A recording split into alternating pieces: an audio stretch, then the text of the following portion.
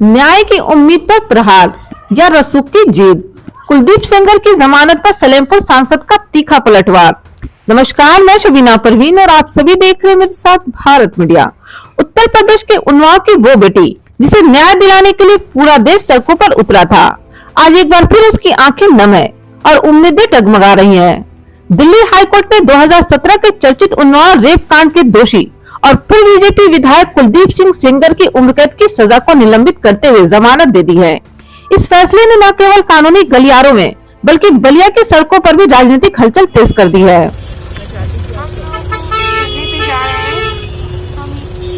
आप लोग से रिक्वेस्ट करते हैं कि आप लोग मेरा सपोर्ट करिए ताकि हमें न्याय मिल सके और उस दरिंदगी की बेल खारिज हो जाए। मेरा यही कहना है कि बलिया के बेलथावड़ में आयुष यादव और समीर मंटू के परिजनों को सांत्वना देने पहुंचे सलेमपुर सांसद रमाशंकर राजभर ने इस मुद्दे पर सरकार और व्यवस्था को आड़े हाथों लिया।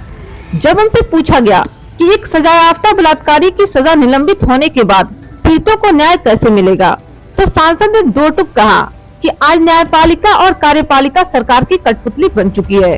उन्होंने इसे रसूखदारों के आगे झुकती व्यवस्था करार दिया। कुलदीप सेंगर का जो सामने मामला है, पीड़ित परिवार कैसे जो है न्याय पे भरोसा करे सर?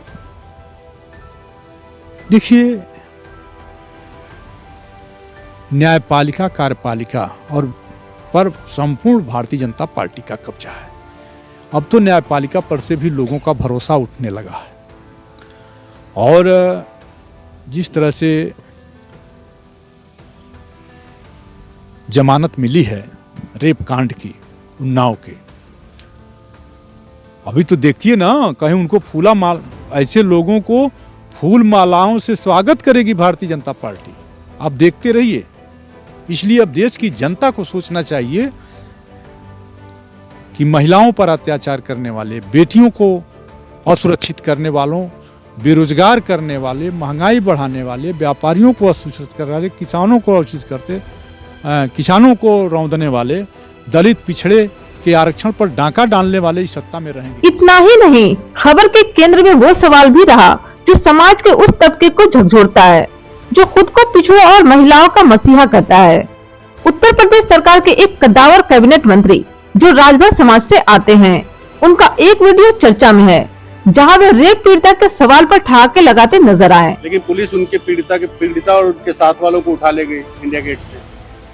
वो धरना दे रहा था दिल्ली में। तो उनका उन्नाव है, घर तो उनका उन्नाव दिल्ली से। इस पर सांसद रमाशंकर राजभर ने सख्त लहजे में कहा कि ऐसे संवेदनहीन लोगों की बात मुझसे न करे तो बेहतर होगा। उन्होंने स्पष्ट किया कि सत्ता के नशे में चूर लोग महिलाओं की बेबसी का मजाक उड़ा रहे हैं। जिस तरह से एक राजभर समाज के जो है अपने को अगुआ बताते हैं, उत्तर प्रदेश में कैबिनेट मंत्री हैं, महिलाओं की बेबसी पर जो है वो ठाके लगा रहे हैं। ऐसे बेशरम लोगों की बात हमसे न पूछिए तो अच्छा है।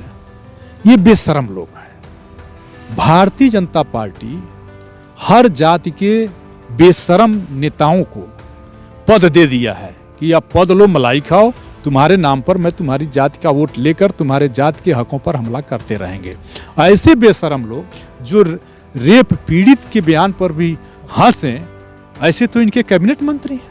एक कैबिनेट मंत्री का बयान आया ही आपका, एक बेटी का हिजाब खींचा गया, मुख्यमंत्री ने कहा। उनकी शिकायत किससे करें? तो गिरिराज सिंह आ गए, गिरिराज सिंह खड़े हुए तो एक और उत्तर प्रदेश का एक कैबिनेट मंत्री आ गया, वो और 4 कदम बढ़ गया। तो ऐसे ही बेशरम लोगों की जमात से भरी पड़ी है भारतीय जनता पार्टी, इसीलिए जनता को न्याय नहीं मिला। हालांकि कुलदीप सेंगर अभी जेल से बाहर नहीं आ पाएगा क्योंकि पीड़िता के पिता की हत्या के मामले में उन्हें मिली 10 साल की सजा बरकरार है। लेकिन हाईकोर्ट के इस ताजा फैसले ने सर्वाइवर और उसके परिवार को सुप्रीम कोर्ट की दहलीज पर जाने को मजबूर कर दिया है। क्या रसूखदार होना सजा से बचने का लाइसेंस है? क्या रामराज की परिकल्पना में पीड़ित की बेबसी पर हंसना मंत्रियों को शोभा देती है? इन सवालों के साथ बलिया की राजनीति गर्मा गई है। इस खबर पर आपकी क्या राय है, कमेंट कर जरूर बताएं। खबर देखने के लिए धन्यवाद। जय हिंद, जय भारत। आप बने रहिए भारत मीडिया के साथ।